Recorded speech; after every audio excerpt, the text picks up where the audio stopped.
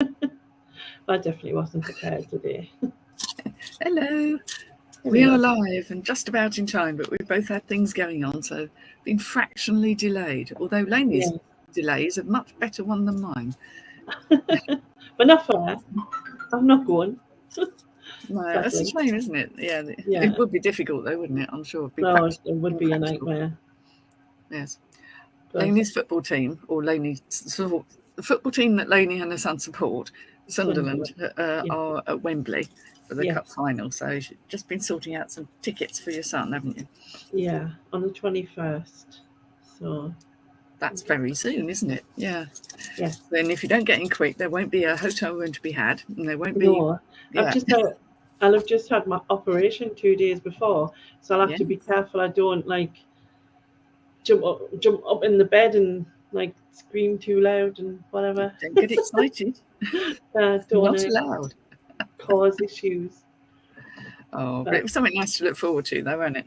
Something good to watch, because you follow the football, don't you? I do, yeah, I do. All because of David, really. Oh, it's lovely, though. Yeah. I'm being a nosy neighbour. I'm being curtain twitcher now. It's like the whole world goes on outside my house, because we're in a sort of crescent cul-de-sac thing. You kind of hear people chatting. It sounds like they're inside your house, but they're not really. They're just loitering on the pathway outside. So, how are you, my love? I'm good. Pleased to be getting back out again. Yes, I've seen the pictures. I've seen the birdies. Yeah. Like massively helps. Really massively helps. Yes, it does. I mean, we were talking about how healing and therapeutic and amazing just being outside is, but I mean, particularly for you, having been cooped up for so bloody long, not of your own making, not your fault. Yeah. To finally get out there must have been quite extraordinary. It has made a massive difference. It really has. So, do you plan to go out most days, or is it possible to do that? Or is it something you've got to engineer? Depending on what's happening with carers and things lately, it's been a bit here and there. But I've got my COVID test on Monday, and I'm not allowed out after that. So I'm going to make the most of this week. Yeah. So I've got you're going to make the most of it. I've got to isolate, for 3 days, and then I go in hospital on the Thursday. Yeah. So yeah. But so I just need to get out as many days as I can this week. Is the forecast quite good up your end of the country? It's not bad. It's not massively warm or anything, but it's not bad. It's not raining. You're not going to get blown over. It's not really. It was quite windy today, but it wasn't even like it was freezing or anything. So yeah. Yeah. Well, let's hope you can get out before. I mean, hopefully, once you've had your operation done, then once you start to heal and feel better, hopefully quite quickly, then you're going to, there'll be no stopping you, will there, really? Yeah, definitely. Definitely get everywhere. And once you can eat proper food again. Yes, that'll be good. However, I did have some soup today, and it was the best thing ever. Was that part of the plan? Were you allowed? Yeah, I spoke to the dietitian yesterday, and she just said, like, you can have soups as long as they don't contain potato or pulses, wasn't it? You couldn't have. Yeah, and they're not like full of cream and whatever, like some of them you get. And I was in Marks and Spencer's, and I found a pea and mint soup. Nice. And it was really nice. Mm-hmm. And it was probably more nice than ever because I've like had fruit for that long, you know what I mean? You needed some flavour. Yes, definitely. Yeah, it's when you realise how important nice food is when you really can't. And then it's like, oh, God, everything tastes so much better. Definitely. Oh. Well, I'm still recovering from a very spicy curry. I made a curry like I normally do, nice butter chicken, and for some reason it came out a little bit hot. So I'm still recovering. My son managed it, though. I was very proud. 15 years old and coping with a proper curry. I mean, a real, tongue tingler. Yeah. Proud mummy. Definitely. So, hello, Jewel, and hello, Chris Tyler. Nice to see you guys in. We've actually got 4 people watching, and I doubt that includes us. So there must be 2 other people out there who are waiting, lurking in the wings. So do join in. All are welcome. We were going to continue our conversation, or just keep things rolling with the subject of mental health, which is vast. And sort of see where it goes, because it very much depends on our audience, doesn't it, as to exactly where it goes, because you never quite know what someone's going to pop into the chat. We had a lot of input last time, which was absolutely fabulous, but what people have been through never ceases to astound me.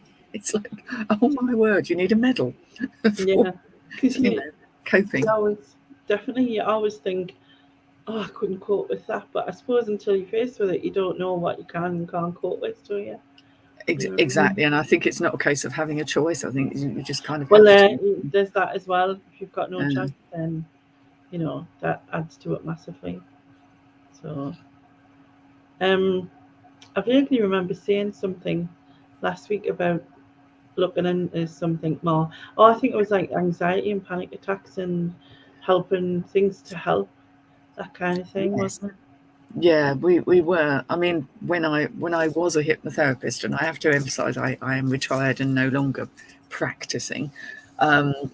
Certainly working with people on anxiety and the manifestation of that, which can be a panic attack, it's not always, was quite a chunk of my work. I would say probably a good 30 to 40% of everything I did often had to do with anxieties and things that limit your life, and phobias as well, but certainly panic attacks.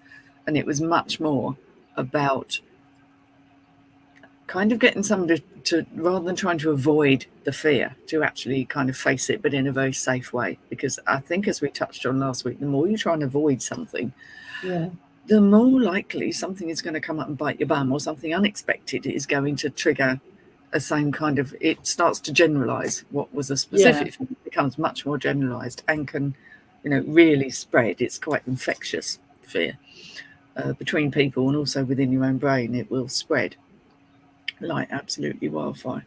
Does anyone in the chat have a phone number for eBay? Let me have a quick look. Let me see if I can see anything for you. I don't. Yeah. Let me just see if I've got them in my contacts. I will give it to you. If not, maybe someone can post it up in the chat.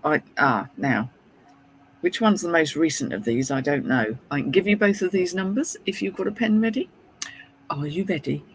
They're both the Ireland ones, or what I believe are the Ireland ones. So we've got 0345 355 3229. That's 0345 355 3229. And the other number I have, which may or may not be the same, completely different number, so one of these will be out of date. There is 0844 545 9982. So I'll read that again. It's 0844 545 9982. I can't guarantee that either of those will work, because it's been a long time since I've really felt the urge to speak to eBay. Best of luck. Right. Yes. Yes, panic attacks and the working with thereof.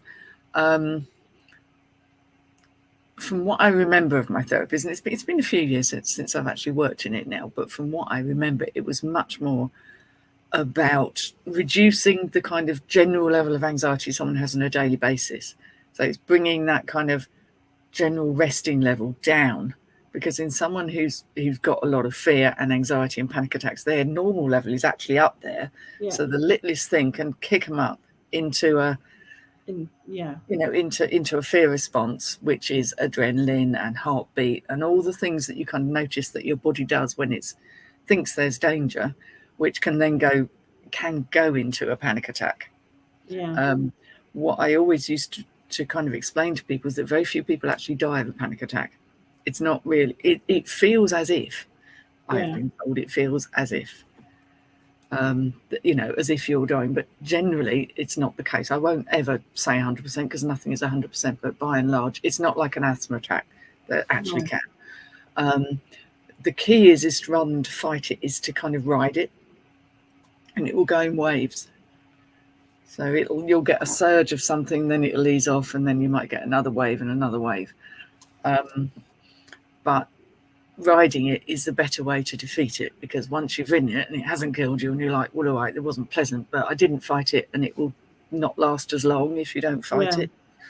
It's like anything, pain's the same, isn't it? You have to kind of ride it and go with it and go, I'm going to try and relax into this because it's not going to go away if I fight it. Yeah.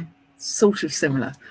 It definitely makes sense, because whenever I've, like, even with a gallstone pain, if I like whinge about it, I just feel a whole lot worse. Whereas if I try and relax and count, it's what I do.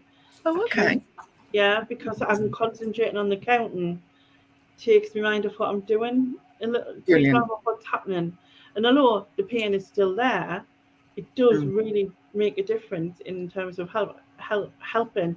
And the same, I think, with panicking or anxiety or anything like that.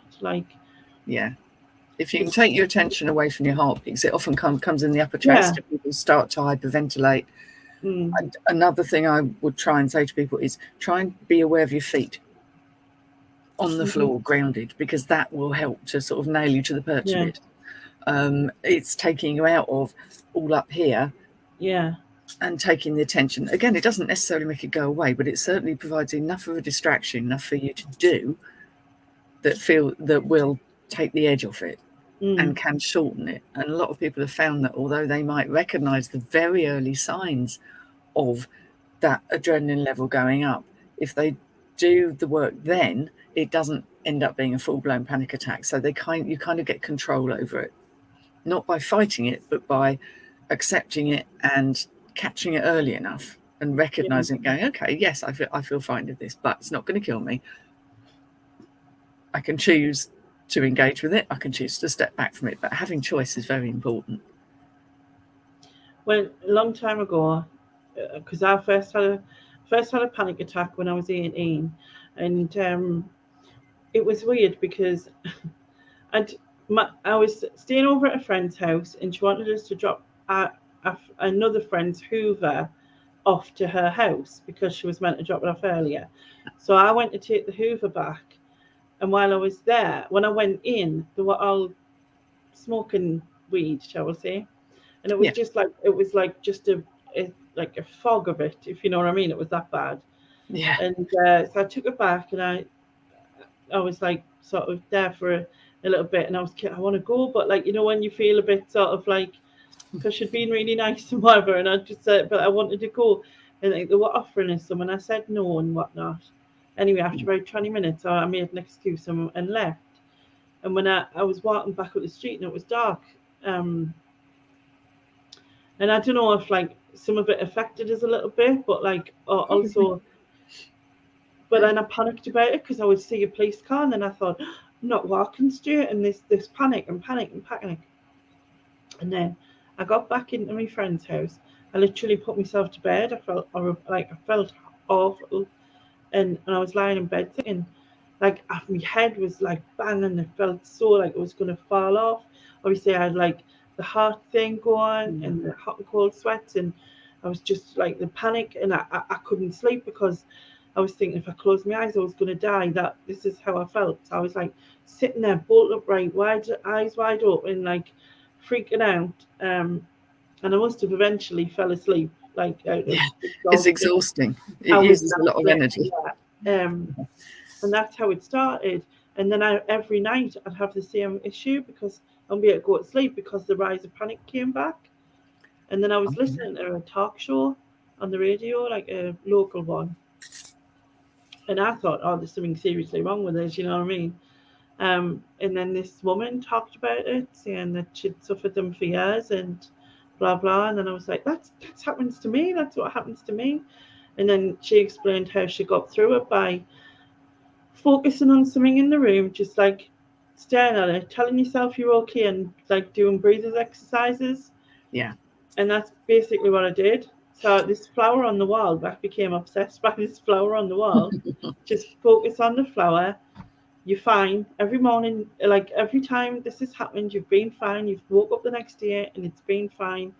And like just doing the breathing exercises. And it took 20 minutes the first time to stop it. And I stopped it. And then it took about, I think, 5 minutes the next day and the next day. And then that was it. It stopped. But I mean, I have had them since when I was in hospital and stuff. But they are horrible. Horrible. Yeah, they're incredibly unpleasant.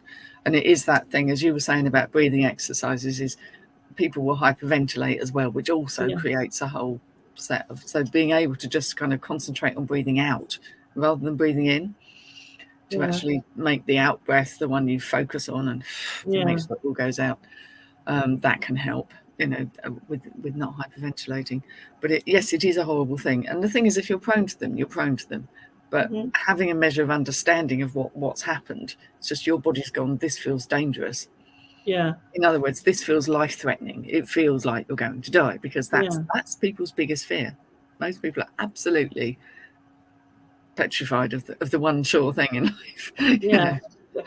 But it's no way to live a life, because it's not going to happen for a while. So it's unresolved fear. Wow. Hello, Jilly. Oh, Jules says, I have a general level of anxiety all the time. Then with stresses like socializing, it goes sky high, but she hasn't had a panic attack though. That's good. I mean, the thing is, yes, what I'm saying is your general anxiety is heightened. So anything that helps to bring that down, general relaxation work will help. But for people who find being in with people and the social thing quite difficult, are going to find that bumps things up too. Luckily, you haven't had a panic attack, and let's hope you never do. But the key is to do the relaxation work and to focus on your feet and to grab a hold of it all before it gets to that point is often a success. And there's masses on the internet about this sort of thing, and there's loads of free meditations, and some of which obviously are great and some of which are appalling depending on your perspective. But there are things out there. Hello, Rebecca. Yes, it's Reiki, and I thought that was brilliant. Oh, you had Reiki? Yeah. Oh, wow. It's lovely that. It's hard to explain to someone what's involved, but it's a lovely way of working. I did training Reiki. I've trained in so many things, it's ridiculous. I did training Reiki at one point because you're working with someone's energy. And I realised whatever therapy I was doing, I was always working beyond just the pure physical or psychological level. You feel the heat, but it's so weird how you feel the heat. And like I had it a few times, and the first time I had it, I saw my granddad, like with my eyes closed now, and I could see my granddad. I was in his sitting room and I was talking to him, but I couldn't hear what was being spoke about, but I could see smiling and laughing and stuff like that. Then I was in this garden, again couldn't hear. Then we were walking along a beach, again I couldn't hear. And then the next time I had these like faces going by of like angry, sad thingy, and the actual Reiki, I don't know, like the lady who did it, I don't know what the name is, she cried. She said she felt so much like hurt and painful energy leave that she cried. I cried the first time, she cried the second time. It's not often your therapist actually starts crying with you, but there again, the problem with people doing this work is they have to be very careful not to take it on and not to get, because you kind of have to be able to let it go, otherwise you're carrying around all sorts of bizarre energies. But I'm sure she would have grounded herself properly afterwards. But I mean, there are many therapies that can help with it. Sometimes counselling can help, sometimes hypnotherapy. Obviously, I'm a bit biased towards that one, but Reiki or getting massages or having someone, there are many, many therapies that can help. It just depends on your preference, and some people have an aversion to certain things, don't want to be touched, or don't want to have to talk about things. Oh, Chris says he's been on. Now, I'm not too up on all these drugs, but he's been on propranolol. yes, for over 20 years for stress, and they help a little. Yeah, they can often just bring down that level of anxiety, but things like antidepressants and stuff, which are also often prescribed in these circumstances, will numb you out a bit, which buys you a bit of time to then go and start doing the therapy. But I mean, I'm not sure too many of these things are meant to be very long term, but clearly, you know, everyone's different, and if that's what you're advised to do, then and they help, then that's a good thing. Rebecca struggles every day. Yeah, absolutely. I know you do, and that's it's very difficult. You know, you have to take it one day at a time and just be kind to yourself. That's the key, isn't it? Hello, Nick. Dole, late again. You're not desperately late today. You kind of, you know, didn't just wheel in at the end as we were closing. I did remind him last night. No. Oh, did you?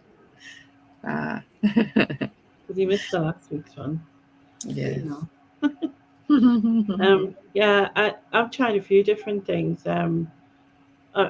Well, focusing on other things, you know, like when I'm out, because obviously I suppose that's what having the camera does. It gives us this other focus outside that I then become completely unaware of what other people are doing and whatever, whereas before I would be completely aware of those and I would assume whatever they were doing or seeing, it was about me and it was hurtful. Do you know what I mean? Like, yeah, because that's just what I would have done. Whereas now, like, I just smile at people and I just crack on with myself. Like, I don't pay attention. You know what I mean?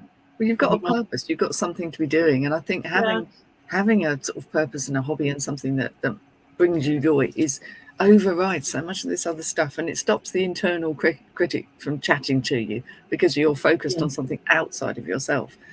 I think it's a joy when you find something like that, you know. Yeah. For me, it's finding bits of jewellery. Well, to be honest, I've got a bit of that as well. I did see your video, madam. Plenty of jewellery. Yeah, you want to see how much I've got. It's ridiculous. You want to see? The worst thing is I do keep a lot because I love jewellery and I do keep a lot, and anything that I see that I like, I'll keep. You know what I mean? And but then there's all this other stuff that I don't keep. But I was talking to a charity shop, and they're gonna she hates untangling it all. Well, I love it. I find it really therapeutic. Just are they going to let you untangle stuff and then take it away again? Take it back. Yeah. So that'll help with my addiction to doing that. Well, it will save you some pennies. Without having all the overfill. Yeah. And I suppose you can donate the stuff you really don't want back to them. So, and they'll probably let you keep, you know, any nice little bits that you fancy. It sounds like a win-win to me. Yeah. So you sort of got a job, but without the responsibility, really. Yeah, because like I was explaining to her how I love it, and I find it so therapeutic. I sat 9 hours a few weeks ago, just sorting a massive tattered bundle up thing, and she went, and she went, oh no. That would just, she was like, it would drive her insane. So yeah, but that's definitely a thing to help, doing things you enjoy, doing things that you like, and I think trying things as well, because if there's something you've wanted to try it. You know what I mean? Because you never know. Absolutely, it's got to be worth a go. I mean, apparently I'm going to be zip wiring in a few weeks. Going on one of those zip wire things. We have one down here in Kent. It's not quite as long or as amazing as the one that Lex went on, because the Welsh one is higher and longer but way too far away from us. So, but hubby said he'd book us all to go on the zip wire, because I'm dead excited. It's like, I don't do. I've got no fear. I have no fear. I've realised. The thing was, right, is if it was a zip wire and it was like this far off the floor, then I'd do it. But I'm scared of heights. It doesn't really work. Yeah. The whole thing of the zip wire is it needs to do that, doesn't it, to be able to. That's how you get your speed up. Yeah. That's how you get down. I know what will happen is I'll do it and I want to go again, but of course you only get the one turn. It's like. Yeah. But it's as near to flying as you can get. And have you ever done anything like that before? No. That's why I'd quite like to do it. And it's a lot safer than, being up in a hang glider or, one of those kites with a person slung underneath. I'm like, I'm a bit old for that, and I'm not skilled enough, and I probably crash into a tree or something. But with this, it's it's reasonably safe. So the risk, I always calculate the risk, and it's doable. Yeah. Just in other ways to help, I did a positivity plan, and that's actually on my YouTube. Actually, I did it all on there. I think it's 3 steps or 4 steps or something. There's 3 or 4 videos. Can't remember now how many I did it in. And it just, all you need is like a booklet, a pen, a jar, and then some bits of paper. That's it. That's all you need. And it's a good thing to do because it just reminds you of all the stuff you do have, and also, like things you can go to if you're feeling like you need to. So you've got like a sort of plan of like list of things that you love, and then you go, I haven't done that for ages, I can go and do that, and it might help, you know what I mean? But also about writing things down, positive things, from your day. And it doesn't, I don't mean like, and positive, like, because your family and friends and all that. I mean like little stupid things, you know what I mean? Like, oh yeah, could be someone held the door open for you or something, you know what I mean? It's just a nice positive thing. Could be that the sun was out. It could be that for me, like I saw a bird I've never seen before, but even the slightest things, you know what I mean? Well, exactly. And I think there are always positive things you can pick out of almost any situation. I mean, we're all very good at spotting the things that don't go right, and there's enough of those. But it creates more awareness that there are just many little pleasures, small beauties, one of my friends calls them, small beauties, in each day. And it is paying attention to that as well. Door going. Yeah. Yes. That keeping busy is something that we all do, and it works to a point, doesn't it, Nick? Yes. Do more and more to keep busy. And this is the thing. Sometimes you kind of take so much on, you end up spreading yourself very thin, and then thinking, actually, that's not going to work. At some point, I'm going to go. Yeah. But I think if you keep yourself busy, but you're doing both work and play, you've got to have a balance. So like you can keep yourself busy by going for a walk, like for an hour. And Susie, they've got a dog, so Jeff would love that, and they would love that. Cutest thing ever. But it gives you that break up in your work type of thing. Whereas like if you just constantly work, I think it would have more of an effect. Yes, I'm very bad at actually not working. I know what I should be doing. I know what would work best, and then I just do whatever. Fauna says sorry she's late. It's bringing Dad home from hospital. Yay! Oh, that's good to see you though. She sent me some lovely bracelets, Fauna. Absolutely lovely. I have got them here, but she's very talented. Yes, creativity is one of those things, isn't it? I always think I'm not particularly creative. I can fix things and find things, but creativity and making stuff from scratch, not really my bag. Yeah, I've tried a couple of times, but it's never gone well. Yeah, I'll have a go at anything, and I'm usually not bad at it, but I just don't have I don't know. I do have a creative bone in my body, I really do, but I just don't always. I have to be in the right mood. It doesn't always coincide with when I've got some time. Yeah. Or I'll go crazy on something for a while, and then I'll move on to something else. That's what usually happens. I tend to get very fixed on something and then switch it out and go on to something else. Purple cabbage? What's that? It was my flower that I made. Oh, you called it my purple cabbage. Yeah. Lovely. I was thinking, hang on a minute, I've missed something here. Actually, my purple cabbage was very good. I had a good teacher though, so that helped. Sylvia was teaching me, so. Ah. That really helped a lot. Mm. Yeah. When you were talking about grounding earlier on, I thought you were going to talk about that, and I think it's for help with anxiety. Like if you're in a situation where like you struggle and whatever, then you can count what's going on around you or something. So like if you're outside, you could say count trees, or you can. I think it's something like 5 things you can see, 4 things you can hear, 3 things it goes something like that. I don't Yeah, know the using all the exact. senses Yeah, that it's take using your you out of senses, your so head. you're taking your mind off what's going on really.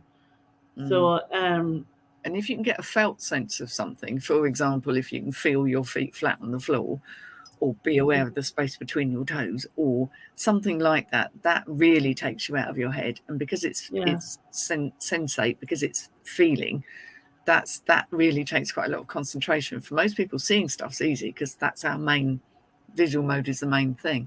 But to actually yeah, kind of physically tune into what the carpet feels like under your feet, or how it feels when you're sat on the chair, and how your clothes are touching your body, and you start getting into all that, and it really takes you straight out. Yeah, useful thing. And the grounding exercise is good for so many things, because most people live up in their heads and forget they have a body, never mind feet. yeah, Become true. very aware of my body because I had Pilates today, so I'm a little bit achy now. But yeah, being aware of your body as a whole thing rather than separate parts is also very useful. Again, people notice the part of their body that's not working well, rather than noticing the rest of it's working incredibly well, and there's one bit that needs a bit of TLC. Yeah. Nice one, Fauna. Just feeling like you want to thump someone, Count. Or maybe the sensation of your fist contacting. Yeah, I joke. I jest. Legal boxing. Pillow boxing. Yeah, sometimes you do need to physically get tension out of your body, and obviously doing something like that, thumping something, throwing something, having a good old shout. Preferably there's not too many other people around, because it A concerns. lot of people like go to places where it's pretty open and there's no one around, and then just scream at the top of the voice, don't they? Yes, it's all helpful. Some people are too self-conscious to do that, even if they think there's no one around. They think someone will pop out from behind a rock or a tree, or you'll scare the wildlife. But yeah, I mean, anything that helps to release it. And again, physical exercise helps hugely. A lot of people find swimming, being in water can work really well for some people. Some people have got to go for a walk or a nice old stomp up a hill. Other people want to, literally see how far they can go in a certain amount of time, and kind of get the speed going, so they actually get some exercise. But it's true, exercise is incredibly good. It's finding the form of exercise that you actually enjoy, rather than feeling like a punishment, because that's not the idea. Screaming at the waterfall. I had a picture of a waterfall. I wondered if that was you. Yes. Yeah, a waterfall's a damn good thing, so that covers up all the sound. Yeah. I haven't got one handy, though, funnily enough. No, me neither. Yeah. Sorry? You could shout at the birds. They'll probably just shout louder back at me. So. Yeah, they do. They do sort of swear, don't they? I think you had the ones of a cat being in the area, and these birds were swearing at it, trying to make it go. Oh, yeah, the starlings. Starlings, yeah. We got a lot of them I don't around know if here. it had babies close by, and that's why it was like one off the cat, or if it was just winding it up, because it just seemed like it was dropping low beside it, and I was like, really don't want to do that. They're trying to distract it away from where the nest is. That's usually what they do. Yeah, it's probably what it is. But yeah, it's a gamble, isn't it? Because if the cat's a bit quicker than it looks, and some of them are surprisingly quick. Very quick. You can't just assume because it's all furry and fluffy that it's not going to move quick. It's like, definitely. So yeah, I mean, a lot of people find with anxieties and stuff that actually keeping a bit of a journal, a bit of a diary, and noting down the things that seem to trigger stuff off. Yeah. Because if you do that over the long term, you then start to pull the threads together and see, okay, it's not every time I'm in a room with lots of people. It's when I'm in a room and someone's asking me a question, or when Yeah. I feel pressured or when Or I've not it's slept or too the well. sounds music's too loud or it's too packed or Mm, whatever, whatever it is that it's the issue like that for you kind of thing. yeah. So We all have things that disrupt our equilibrium, and often sound is a big one. yeah. I was at drumming last night. Now, it doesn't get much louder than drumming. I mean, seriously, a room full of 20 people with drums, bang, bang, bang, bang, bang, and we're learning this new samba rhythm, which is fantastic. And then Yeah. someone got out one of these things that they banged, and the sound of it just absolutely was almost painful to me. There was something wrong with it to my ears. It was kind of like, oh no, don't keep doing that. That's really ruining the enjoyment. A different one didn't do the same thing. So Yeah. it's funny what we're sensitive to. I thought, well, I'm going to have to desensitize myself to that because it's part of the sound, isn't it? Drumming's very helpful, very therapeutic, I have to say. Yeah. Not everyone's got a chance to do But I it. And suppose that you could whack a drum and that can get some of your like annoyance out type of thing. it's a workout. When we do Yeah. it, we do an hour and a half. It's a bloody workout. It's like, and you can't be thinking of anything else while you're doing it. And that's usually the key to a successful stress reduction, is to be doing something that you cannot possibly be thinking about your normal woes and troubles and patterns of thoughts, because you've got to focus on what you're doing or it's not happening. Yeah. True. Yeah. True. I think music's a huge deal, like just blasting music. Yeah. I used to do that, like when I was obviously younger, and I used to just blast music and tidy up because it helped us to forget that I was tidying up, if you know what I mean. Yeah, absolutely. It's not one of my strong points, as anyone who knows me can tell. Yeah. Music is great because it can change your mood. It can lift your mood or take you into a particular emotion depending on what you listen to. Yeah. And I do think that sometimes it is good to have a bit of a cry and just let it out and sort of refresh after. I think sometimes people stop themselves from doing that because they think, oh, like it's like I don't know, it's like the scared to start it off, but I think sometimes it does refresh you. You know what I mean? To do that. Oh, absolutely. I mean, it can be the very best thing, Yeah.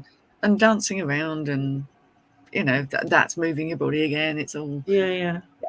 and really having a good cry sometimes is a good thing. If you hold on to stuff for too long, it gets stuck, and then you forget to do it. You forget. Some people say, "Oh, I never cry." I'm like, never. Never. I mean, obviously, there's a time and a place, Yeah. But when you have the chance to sit down and go, okay, I need to get this out. This is really, really getting on my nerves. Yeah, again, you're worth making the time for. Sometimes you'll get a much calmer feeling once it's out. But the key is to let it go and not to keep replaying. Definitely. Well, Jilly B loves music at work. She puts the radio on straight away. At home, the music is on. Yes, love a good blast of a good old tune, and especially tunes that you enjoyed sometimes when you're younger. I mean, I like contemporary stuff, but certain tunes just something that brings back good memories. You know what I mean? That can be good. I think if you've got like good memories attached to stuff. So yeah. Oh yeah. I mean, I like dancing around. I like a boogie, and I don't care what anybody thinks. It's just like it makes me feel good. It makes me feel good, so I'll do it. Not always in front of people, but definitely. Yeah, music does change the atmosphere as well. It sure does. Yeah, I was talking to somebody. I can't remember who it was now. We were talking about. Oh, that's right. Yes, because I've got a neighbour who's moving house. Very exciting, very stressful, of course. Yeah. And she was saying, how do I get rid of the energy of the person who lived there before so that I start on a clean slate? And quite a nice way to do it is to go around the house, and rather than a sage stick and all that kind of smelly, smudgy stuff, which is fine in its own, it's easier just to go clapping. If you clap into the corners, you actually hear the sound change because the energy is cleared. And I know it sounds crazy, but it works. It's also quite useful to do that for yourself. If you're feeling stagnant, do something, make a noise. Literally change the energy of the room you're in. And it does affect you as well, because you can get stagnant sat in the same place all the time, looking at the same stains on the walls or whatever, I haven't vouched for that one. Yeah, exactly. Now, obviously, it's not so easy for you to go into every corner of the room, but if the intention is there, you can do it. If you can sort of point in the right direction and go, right, I want to clear this room, and freshen up the feel of the place, you can do it, and that can lift a mood as well and get you out of a stagnated space. Yeah. Mm. Hi, Chrissy. Oh, hello, Chrissy. Yes, that'll be odd watching the start after we finish that. Time travel, you see. It's always possible. It's good, that, isn't it?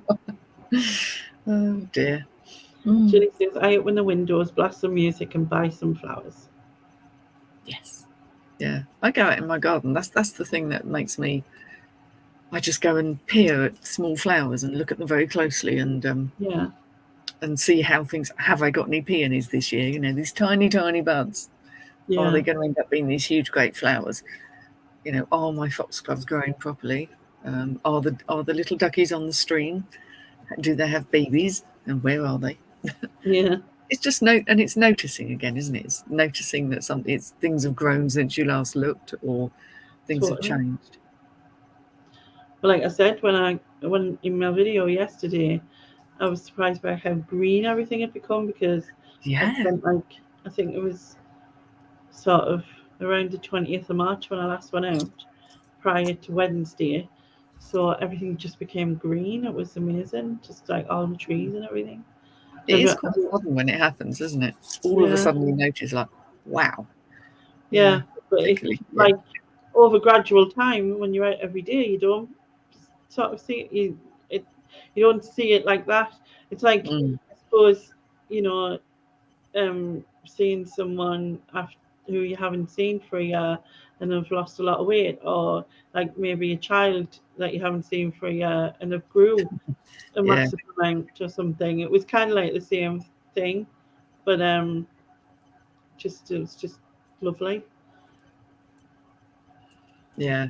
I mean, it is one of those things when you really can't engage with it, and then you see it, and yeah, we all noticed that when you went out, just how joyful it was for you to have that freedom again and to enjoy the greenery. The sun's hitting the window over there, which is reflecting in here, so now I've got this Good line. Yeah, it's a bit cloudy here. We haven't got any of that going on. You've got the sunshine today. Yeah. Oh, yeah. Oh, no, Julie B was saying that she does that, making a noise in the corners at work, especially if someone dies there, which can happen, of course, where you are. It does help just clear everything. Oh, and Fauna's gutted at how quickly the cherry blossoms dropped. It's there, and then you blink and you miss it, and then it's all brown on the floor. It's like, but there'll be something else along to replace it. There's always a new set of flowers coming along, isn't there? I missed a lot of the blossoming, but there's still a lot there, but I missed a lot. But hi Stephen, says it was lovely to hear you, Lainey, enjoying the greenery. It happened unnoticed for most of us. Yeah, I guess it does. But that's it, and that's why it's nice to make yourself notice. Because it's certainly a very sort of pagan-y thing, is very much trying to stay in touch with the cycle of nature as much as you can, because it is the thread that grounds us and keeps you in touch with things. It's very easy to lose track of it. Yeah. But when you pay attention to it, you really notice how it changes so subtly. Mm-hmm. Yeah. Excuse me. Don't know where that came from. Yeah, there's a lot of pollen about at the moment. Everyone's complaining about hay fever, aren't they? It's like you can't win. No, that's true. Yeah. But even people who don't get hay fever get it sometimes, don't they?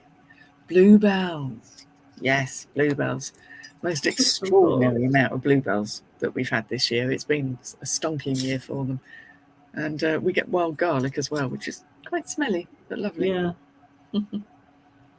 Well, when I went in Mulberry Park today, and there was quite a few bluebells in there, so I took a few pictures of them.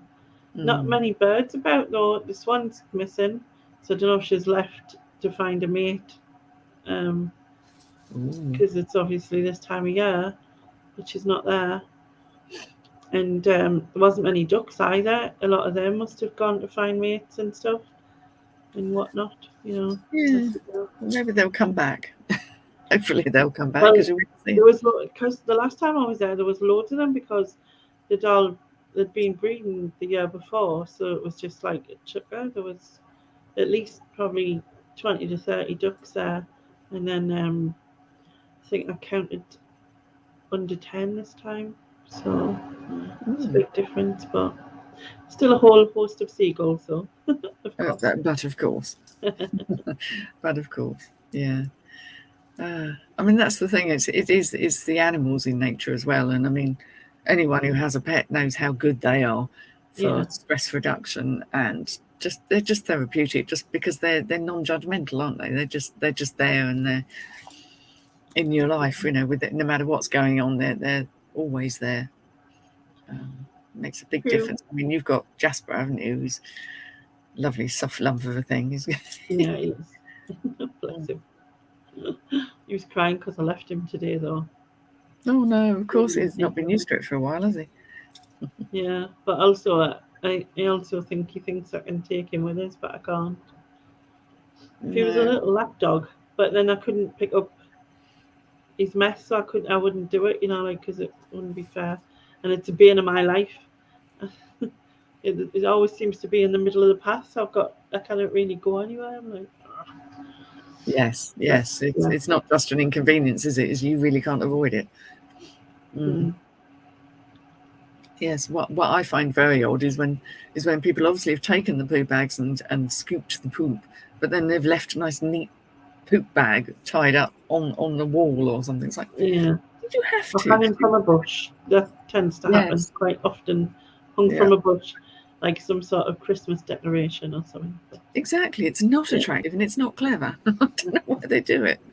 I mean, obviously you don't want it in your pocket, but I don't see an issue of taking it home, putting it in your own bin, and it's not a problem. Well, yeah, just not leave it dangling about.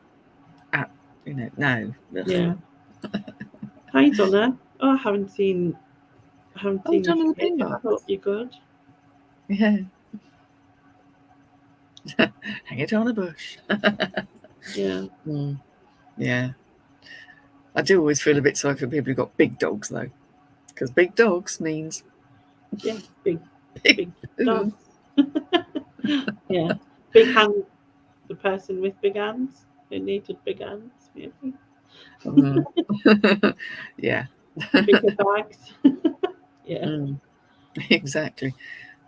Well, a lot of people are very nervous of dogs. You get a lot of people with anxiety around dogs, and it's just because they are not sure. They've heard all the horror stories and things, rather than actually realizing an individual. Even if you're not sure about dogs as a breed, as a whole thing, individual dogs are very much a different thing. Yeah, one of the carers I have, she freezes with Jasper, and she has dogs, but they're little, and she always goes, "Oh, I don't like big dogs. Don't like big dogs." Now I always think, but he's lovely. Like, just judge him on the dog, not on his size. You know what I mean? Yeah. Some little dogs can be horrors, can't they? Yeah. They have little ankle biters. Yeah. And I think that's the thing. People get a preconceived idea. And which are the worst ones? They're very anxious. Yeah, the bulky dogs and and Steve said he gets very anxious when dogs start barking and babies screaming. Well, I defy anyone not to be anxious with a screaming baby, whether or not it's anything to do with your own family. It's neither here nor there. Yeah, they're things that are going to put people on edge. Yeah. Stuff. We all have things, don't we, that bother us, noises and stuff. Yeah. Right. Well, my bed makes a noise, and it annoys like other people who hear it, but I'm not used to it. Like my mattress, it's like a shh. It's constant, but I'm not used to it. Well, exactly. So it doesn't bother us. But other exactly. people are like, you need it. Like, with that noise. Like, well, I have to. So. Yeah, exactly. You screen it out after a while. Yeah. Yeah. Oh. So Jonathan Pinbox says, hello, I came off YouTube and jumped into laser cutting and making jewellery. Now there's a hobby. How lovely. She still can't resist a sparkly bargain though. Well, you're not alone there. should do your jewellery on YouTube. Absolutely, especially as to how you make jewellery. There's lots of things people... I need to learn how to string necklaces, because I've got several that need repairing. They're beautiful, but they're like missing ones. So I need to start again. So there you go. Another thing I need to learn.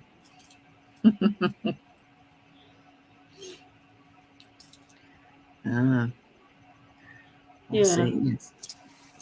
Very responsible, Jilly. Yes, keeping it's dogs where people don't seem to have them under control. It doesn't matter about the size of the dog. That's the concern, because it's the owners, not the dogs, that are the problem.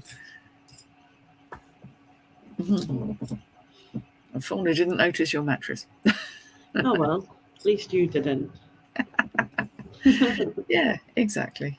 Probably just because I was so loud, constantly talking. That kind of yeah. But yeah, I suppose we've all got different fears of different things, haven't we? Yes, I mean, I don't think there's anybody in the world who hasn't got a fear about something, even if they haven't found it yet or recognised it. People can get very fearful of certain situations, certain animals, I mean, a lot of people are very fearful of things like job interviews or having to make a speech, or like, as you say, heights and things like that will create an anxious response. Some people can be frightened of all kinds of things. I knew somebody who was frightened of buttons. Can you imagine how strange that is to live with? Frightened of buttons. Oh, buttons. Oh yeah, so then they wouldn't be able to buy anything that included buttons then. But also somebody else with buttons was a problem. Oh, yeah. Oh, really? And now you kind of wonder how the hell something like that starts, because, a lot of things, it's self-explanatory how they begin, because there's been some kind of incident that has created an initial response. But some things are just so out there. Yeah. And birds, people are terrified of birds. Yes, that is quite common. Birds and snakes and spiders are probably the big three. Yeah. But things like flying, going over a bridge, heights, yeah, all sorts. Yeah. The thing is, they can usually be overcome, but it takes some work, and it's finding the right therapy again. I obviously came across a lot of it because of the hypnotherapy aspect, which is very well known for dealing with those kinds of things, and is pretty successful very much of the time. Yeah. But a fear of open water, that's surprisingly common, or deep water can be a thing. Yeah. Chris says his neighbour's terrified of birds and he's thinking of getting a pigeon loft. Do you not like your neighbour then? Oops. Yeah, I'm not a fan of bridges, but I do cross them. Yeah. I don't like it. When I was, even as a kid, I would shut my eyes when we crossed the bridge. Yeah. I mean, was on a bus. Is very common. I was on a bus or in a car, like I wasn't just walking across closing my eyes. Yeah, that wouldn't be good. But I did a bit of a vlog today, and in my vlog, I vlogged going over the bridge because I was like talking to you on there was distracting us from going across the bridge. If that makes sense. So that's what I did. So that helped. Yeah. Yeah. Fear of water, certainly expanse water, deep water, etc., is very common, and in a kind of a way you can see why, because there's a certain danger in it. One has to be very careful with these things. Nick has said fear of failure used to be a big one. That actually, fear of failing, or sometimes even fear of what happens if you succeed. It can be quite complex, that whole thing, and it's usually based on a whole frame of reference which says if I try something and I fail, better not to try at all, which of course logically makes no sense, but it really can prevent people from having a full and happy life, just because They just daren't try anything. And Yeah. it's terribly sad. But again, it's something that can be worked with, like anything. Yeah, I used to be the same. I used to be terrified of it. I wouldn't do anything. I wouldn't say anything. I wouldn't speak out about things. And the thing is, like, what you all know me for, like my Laneyisms, as people call them, like my words that just, are my words or whatever. And the amount of times I mix up words, I say the wrong word or I can't pronounce the word because I don't know if it's some sort of dyslexia, but back when I was a kid, it wasn't really like sort of looked into. Mm. Like that was always a fear of mine, like always now I've just embraced it. Like I don't care, it's part of who I am. Sometimes it's funny, you know what I mean, and I just embrace it completely. And that's the thing, really, to go, well, what is the sky going to fall in if I use the wrong word or if I say the wrong thing? But before I used to I'd be so embarrassed because it would be like drawing attention to myself, and I didn't want attention to myself, which is another thing at the time. So like I'd be so embarrassed by it, and I would literally, like I'd go flush and then I'd panic and everything. Whereas now I'm just kind of like, Yeah. So I was saying to Nick yesterday, and I was saying that Nick can't say it either. It's a Swarovski, but we're trying to say the crystal brand. Oh, Swarovski. Them, and none of us could see it, but mine was the worst. Just Squashki, and then he was saying something else. Mine sounds like a foreign name. I always think of it as someone who doesn't like skiing. Swore off ski. Well, I said that, I think it was to Ian yesterday. So I was like, swore off ski, and then I was like, Sisquatch. I don't know what it is, but Sisquatch. It doesn't. Sasquatchy. Doesn't want to work in my mouth. It just doesn't. We all have words that the brain just doesn't want to go there. It's partly a wiring thing, and it's like you say, if you get anxious about trying to do something. Yeah, well, I used to, but now it just. Yeah.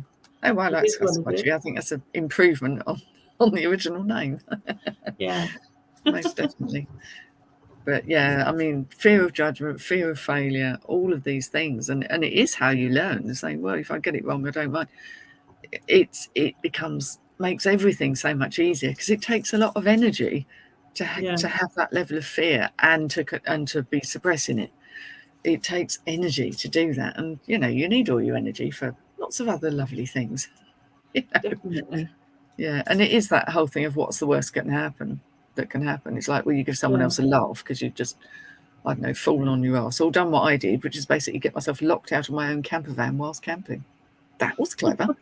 It was really bad. I staying on a campsite in my B camper van. Went back in to put a jumper on. Thought I can leave the keys in there because there's no one else on this campsite apart from us witches. And I must have knocked something with my arse as I was getting out of the van, and I thought it made a funny noise when I came out. Couldn't get in. Phone was in there. Keys were in there. We had to call the RAC, and a lovely man called Andy turned up about 2 hours later and managed to open the car without ruining the door. I felt such a chump, but I did say, I said, well, the thing is, I now know, I have learned, under no circumstances ever do that because that can happen. I didn't know my van was sophisticated enough to do that. So it's like, well, so what? It's funny. They'll be dining out on that for months. Why not? It's worth it. Well, I suppose it's an hour, isn't it? Flies over, doesn't it? Chin wagging for an hour. Goodness me. Well. Jules says, the Pinbox, I enjoyed your channel. I won one of your trolls. Now, I could read that in so many ways. I think trolls being things that she makes rather than trolls. Yeah, not like someone who writes weird comments. No, they live at Jules's house. Yeah, that would be odd. That would be very odd, yes. Oh, dear. Well, thank you, everyone, for joining us once again for our Chatterbox hour. I hope you will keep well, look after yourselves.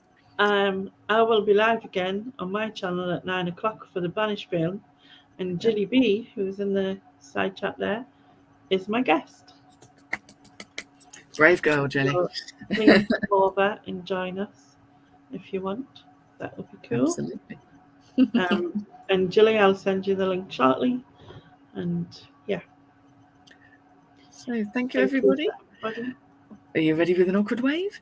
We'll say goodbye. Bye. Here we go. I can press a couple of buttons.